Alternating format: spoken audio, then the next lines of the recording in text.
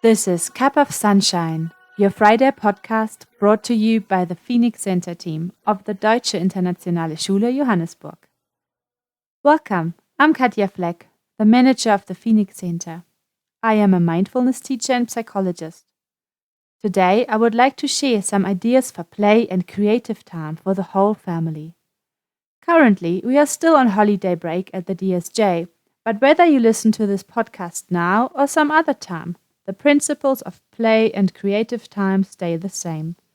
It is meant to be fun and it's time to connect. The holidays might feel different for some of us as we are still asked to stay at home and to not go away, see friends and family, or to go on holiday. It is important to acknowledge how that makes us feel. There might be feelings of sadness, anger, frustration, or boredom. It is perfectly normal to have these feelings. But what would be a kind gesture to ourselves to help us deal with these experiences?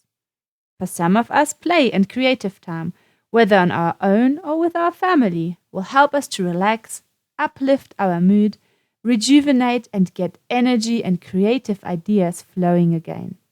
If we are more relaxed and energetic, we are happier and our work and family life benefits. In case having fun is not a good enough reason to carve out these times of your schedule, I will provide some bigger picture views of why play and creative time is good for everyone. Let's explore how we can implement play into our day and what this precious time might look like. By the way, all these suggestions exclude any kind of screens, so best put any devices far away that you are not even tempted. First, make time. It is too easy to get caught up in all our responsibilities, which we prioritize over play and creative time. Often it means we actually never get round to having fun. So maybe it is helpful for you to schedule it and be deliberate in making time. On the other hand, it is also very easy to start playing, especially for our children, and we just don't stop. In the holidays, of course, that is absolutely fine. But during school time or when there is stuff to catch up, it makes sense to bring playtime into the chart or timetable we have made. Schedule special things to look forward to as well. For example, for the weekend, you can plan to build a fort and sleep in it, or to have a family games night. Second, when you play with your child, let him or her take the lead. This boosts confidence and you learn a lot about how your child sees the world. Go with the flow. Sometimes your child will want to play calmly and sometimes wild. To meet this need in the moment will help your child to regulate energy levels and emotions. Just remember to calm down when approaching bedtime. Embrace repeating any games or stories. We all learn through repetition, and especially our children need a lot of that. Also encourage playing alone. You won't be there your child's whole life to make the entertainer. To develop a balanced and integrated brain, your child needs to be able to be by herself. If we acquire this skill, we have a huge advantage when it comes to resilience and preventing developing mental health issues like addiction, depression, and anxiety disorders. If your child is not used to it yet, begin with as little as 5 minutes.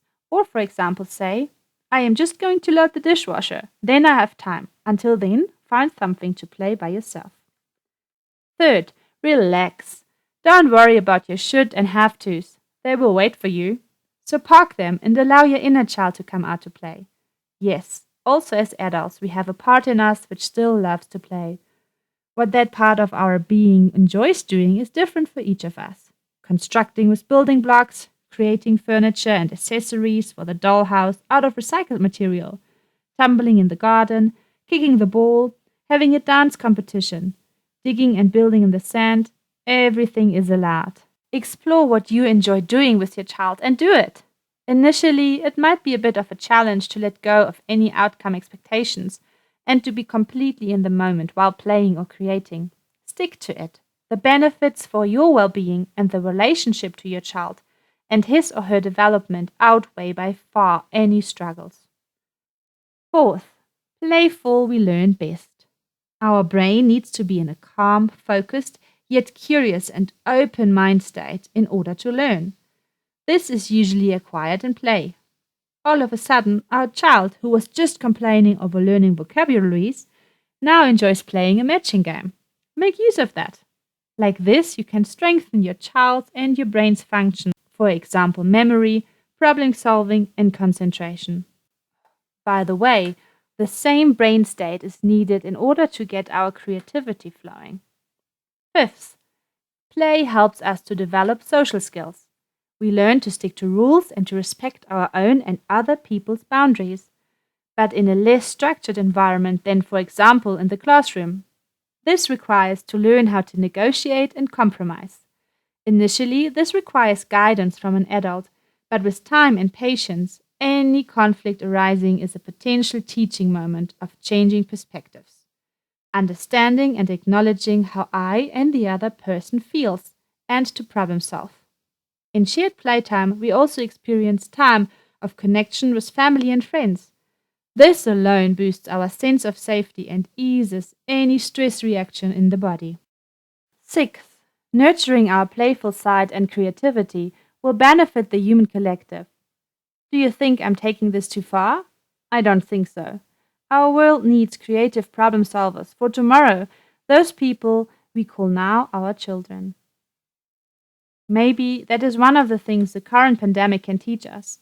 Our ways don't really work. We need new ideas to answer the challenges and injustices in South Africa and the world. It is time for fresh and creative solutions. Solutions of which we adults are not even able to dream of, but our children are. If we allow and encourage them to engage in times of creativity and play, and without pushing them in any particular direction or restraining them by putting them into rigid structures, they can begin to imagine a new world in play without any actual consequences. By the way, did you know that a mindfulness practice enhances creativity? Maybe you would like to check out the mindfulness course online and live for adults in Term 3. Also, stay tuned in for our next podcast episode on relaxation and mindfulness in the next few weeks. That's all for today. Stay well and hear you next time.